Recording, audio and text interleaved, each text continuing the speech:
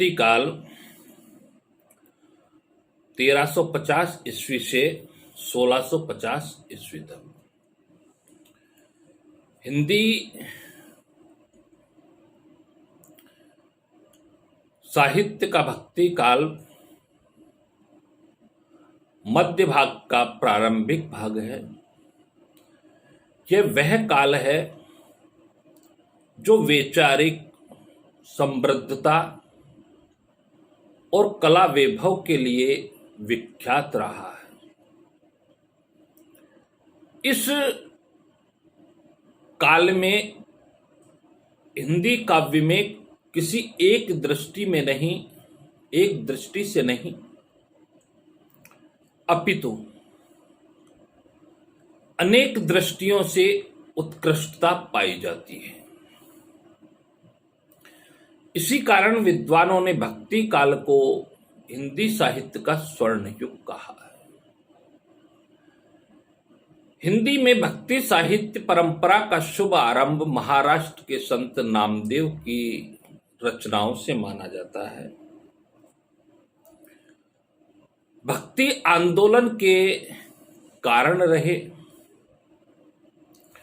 विभिन्न विद्वानों ने भक्ति आंदोलन के कारणों को अपने अपने तरीकों से व्याख्यायित किया।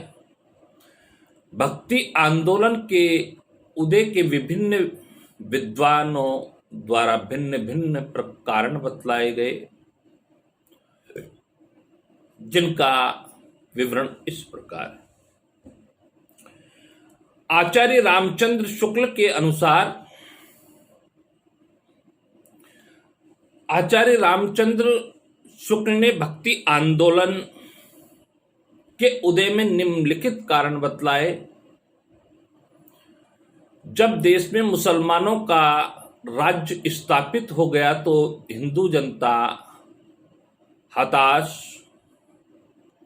निराश एवं पराजित हो गई। पराजित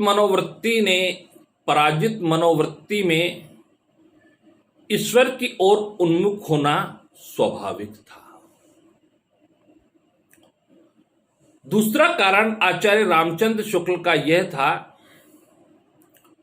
कि हिंदू जनता ने भक्ति भावना के माध्यम से अपनी आध्यात्मिक श्रेष्ठता दिखाकर पराजित मनोवृत्ति का शमन किया, शांत किया। तीसरा, भक्ति का मूल स्रोत दक्षिण भारत में था। 7वीं सदी में आलवार भक्तों ने जो भक्ति भावना प्रारंभ की, उसे उत्तर भारत में फैलाने के लिए उसे मनोनुकूल परिस्थितियां प्राप्त हुई। आचार्य हजारी प्रसाद द्विवेदी के अनुसार आचार्य हजारी प्रसाद द्विवेदी ने आचार्य रामचंद्र शुक्ल जी के मत से असहमति व्यक्त करते हुए कहा कि भक्ति भावना पराजित मनोवृत्ति की उपज नहीं है और न यह इस्लाम के बलात् प्रचार के परिणाम स्वरूप उत्पन्न हुई है। आचार्य हजारी प्रसाद द्विवेदी जी का तर्क यह है कि हिंदू सदा से आशावादी जाति रही है। अगर भक्ति काल के कवियों को देखा जाए तो किसी भक्त कवि में निराशा का पुट नहीं है। सर जॉर्ज ग्रियर्सन के अनुसार सर जॉर्ज ग्रियर्सन भक्ति आंदोलन का उदय ईसाई धर्म के प्रभाव को मानते हैं। उनका यह भी मानना है कि रामानुजाचार्य को भावावेश और प्रेमोल्लास के धर्म का संदेश ईसाइयों से मिला। निष्कर्षतः हम ये स्वरूप कह सकते हैं कि निष्कर्ष रूप में हम ये कह सकते हैं, हिंदी साहित्य भक्ति आंदोलन का प्रारंभ दक्षिण भारत के आलवार भक्तों की परंपरा से हुआ। भक्ति आंदोलन प्राचीन भारतीय ज्ञान एवं दर्शन के एक अविच्छिन्न धारा है, जो अत्यंत शक्तिशाली एवं व्यापक है। भक्ति साधना एवं और प्रकार भागवत पुराण के अंतर्गत भक्ति के 9 साधनों का उल्लेख मिलता है, जिसे नवधा भक्ति कहते हैं, जिसका विवरण इस प्रकार है। श्रवण का तात्पर्य भगवान के गुणों का गुण, नाम और लीलाओं का श्रवण करना। कीर्तन, प्रवचन, व्याख्यान, स्तवन, स्तोत्रपाठ, कथा आदि कीर्तन के अंतर्गत आते हैं। तीसरा, स्मरण। स्मरण से तात्पर्य भगवान के नाम, गुण और लीलाओं का स्मरण करना। पाद सेवन चरण सेवा को माना जाता है। वंदन, ईश्वर को प्रणाम करना वंदन के अंतर्गत आता है।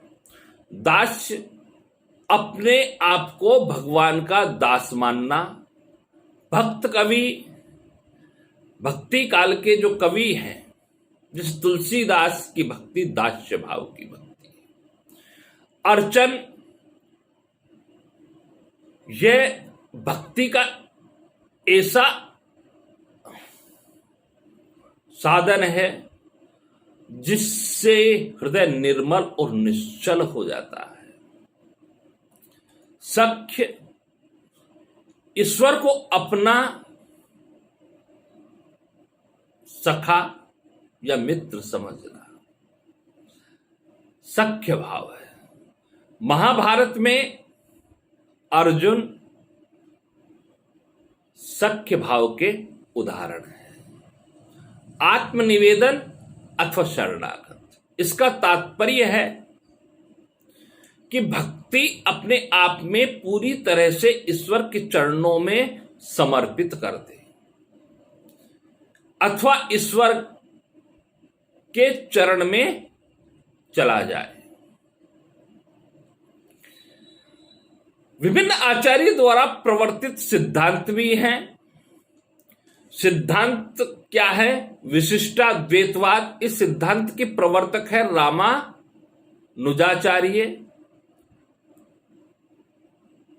द्वैतवाद इनके हैं मध्वाचार्य। अद्वैतवाद इनके हैं शंकराचार्य। अद्वैतवाद इनके हैं शंकराचार्य। राधा वल्लभी संप्रदाय इनके हैं स्वामी हित हरिवंश। शुद्धाद्वैतवाद वल्लभाचार्य जी। रामावत संप्रदाय रामानंद जी। और द्वैताद्वैतवाद निम्बकाचार्य जी। सखी संप्रदाय स्वामी हरिदास। रुद्र संप्रदाय विष्णु स्वामी। और चैतन्य संप्रदाय चैतन्य महाप्रभु। हरिदासी संप्रदाय स्वामी हरिदास।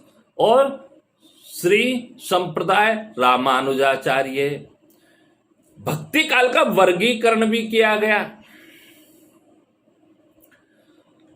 निर्गुण और सगुण 2 भागों में बांटा गया। निर्गुण को भी 2 भागों में बांटा गया। संत काव्यधारा, इस जिसे कहा जा गया ज्ञानाश्रयी शाखा, और सूफी काव्यधारा जिसे कहा गया प्रेमाश्रयी शाखा। संत काव्यधारा के प्रमुख कवि हैं कबीरदास जी। सूफी काव्यधारा के प्रमुख कवि है मलिक मोहम्मद जायसी। इसी तरह सगुण काव्यधारा को भी दो भागों में बांटा गया। राम काव्यधारा, राम काव्यधारा का एक नाम और कहा गया रामाश्रयी शाखा। इसके प्रमुख कवि है तुलसीदास जी। और कृष्ण काव्यधारा को भी कहा गया कृष्णाश्रयी शाखा। इसके प्रमुख कवि है सूरदास जी।